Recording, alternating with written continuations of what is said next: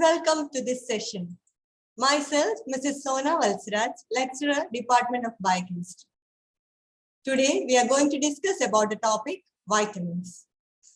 Vitamins is something you might have studied from your school itself. You may be knowing what will happen if you don't have a sufficient amount of some vitamin.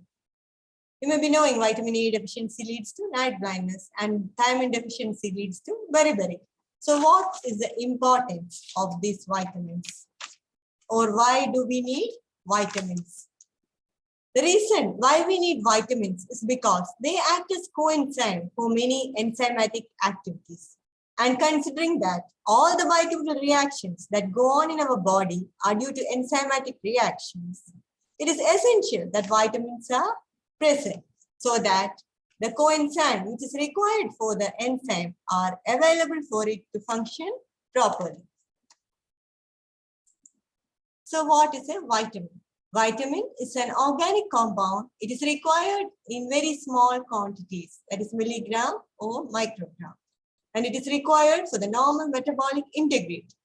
For the normal growth, reproduction, etc., we need proper amount of vitamins. And it should be supplemented in the diet. It does not mean that you have to take vitamin tablets always. There are a lot of vitamins in the food material we consume. So by dietary intake itself, you can get the amount of vitamin that you need. And there are some exceptions of like vitamin D and niacin. The vitamin D is formed in the skin on exposure to sunlight. And niacin is synthesized from tryptophan. The term vitamin was proposed by Casmir Funk, a Polish chemist. It was identified as a nutrient compound required to prevent the nutritional deficiency disease beriberi. It is coined from two words, vita and amines. Vita means life and amine. Why? Because the earlier identified ones had amino group. Later, a number of other organic compounds were discovered that were not amines. So that E was dropped and the word vitamin was formed. They are classified. Vitamins are classified into fat-soluble and water-soluble vitamins.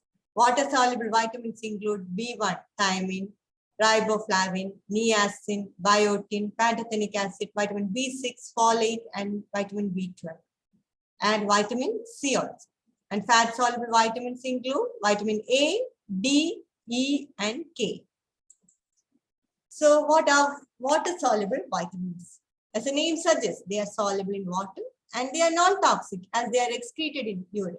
And they are easily absorbed and they are not stored in the body except for vitamin B12. So they must be provided regularly. And what are fat-soluble vitamins? These are soluble in fat and so absorbed along with lipids and require bile salt for absorption. And they are mainly stored in liver. And their deficiency manifests only when the stores are depleted. And they include vitamin A, vitamin D, E, and K. So first vitamin we are going to learn today is thiamine or vitamin B1. This was one of the first identified vitamins. So what are the sources of thiamine?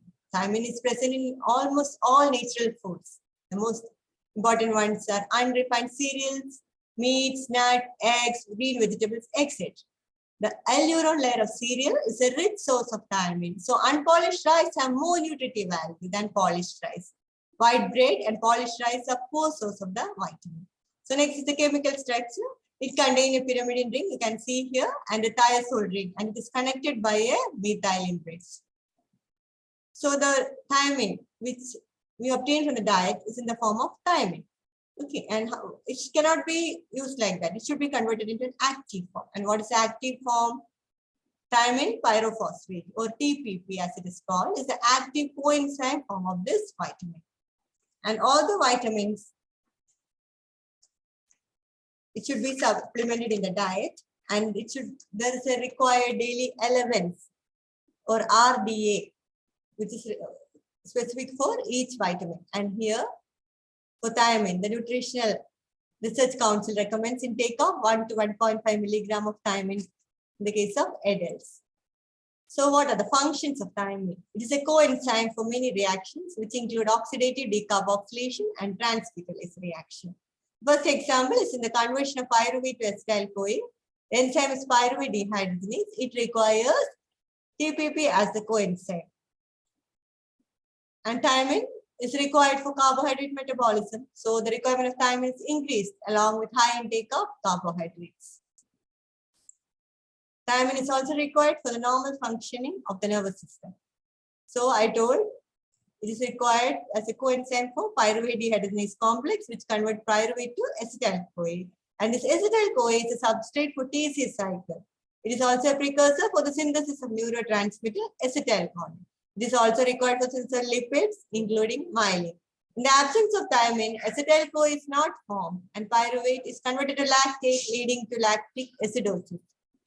TPP is a coenzyme for alpha ketoglutarate dehydrogenase, which catalyzes the conversion of alpha ketoglutarate to succinyl CoA in TCA cycle. So absence of thiamine causes malfunctioning of TCA cycle. Absence of thiamine results in defective energy metabolism. What are the deficiency manifestations of thiamine? Deficiency manifestation. First, the deficiency of thiamine leads to beriberi. And there are 4 types of beriberi: dry beriberi, wet beriberi, cerebral beriberi, and infantile beriberi. Thiamine deficiency appears in those who take in disproportionately high carbohydrates compared to their thiamine intake. This occurs as a result of consuming polished rice, as polishing removes thiamine. In chronic alcoholics who eat little food, also thiamine deficiency is seen. What are the oral manifestations of thiamine deficiency? Whether or not thiamine deficiency is evident in oral tissue is controversial.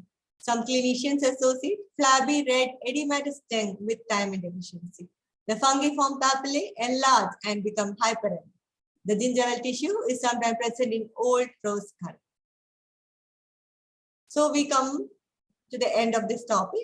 Let us just summarize. So we learned about vitamins.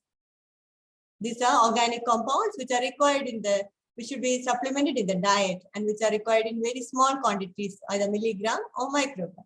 Okay, and we studied about vitamin B1 or thiamine, and the daily requirement is 1 to 1.5 milligram for adults. And what are the deficiency manifestations? It leads to beriberi, and there are 4 types: dry beriberi, wet beriberi, infantile beriberi, and cerebral beriberi.